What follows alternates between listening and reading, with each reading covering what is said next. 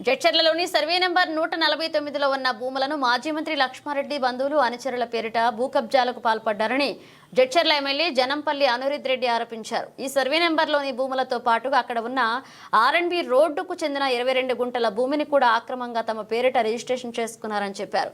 ఈ కబ్జాలకు సంబంధించిన అధికారిక ఆధారాలను ఆయన సోమవారం వీడియో ప్రతినిధులకు అందించారు. జడ్చర్ల ప్రభుత్వ ఆసుపత్రి నిర్మించిన సర్వే నెంబర్ 149లో లక్ష్మారెడ్డి ఆయన అనుచరులు బంధువులు కబ్జాలకు పాల్పడ్డారని గతంలో అనురిత్ రెడ్డి ఆరోపించగా ఆయన చేసిన ఆరోపణలు నిరూపించాలని లక్ష్మారెడ్డి సవాల్ చేశారు. ఈ సవాల్కు స్పందించిన అనురిత్ రెడ్డి సోమవారం ఏర్పాటు చేసిన మీడియా సమావేశంలో లక్ష్మారెడ్డి వర్గీయులు భూ ఆక్రమణలకు సంబంధించిన అధికారిక ఆధార పత్రాలను ప్రదర్శించారు. సర్వే నెంబర్ 149లో 7.33 ఎకరాల భూమి ఉండగా అందులో 3 ఎకరాల భూమిని 1988లో మత్స్యం రవీంద్రన్ ఆదాయనే మిలిటరీ ఉద్యోగిగా పట్టాగా ఇచ్చారని అనురిత్ చెప్పారు. తాను ప్రస్తుతం ప్రభుత్వ ఆసుపత్రి భూములకు చెందిన సర్వే నంబర్ 149 గురించి మాత్రమే మాట్లాడని, భవిష్యత్తులో లక్ష్మారెడ్డి ఆయన అనుచరులు చేసిన అన్ని ఆక్రమాలు బయటపెడతారని అనురిత్ రెడ్డి ప్రకటించారు.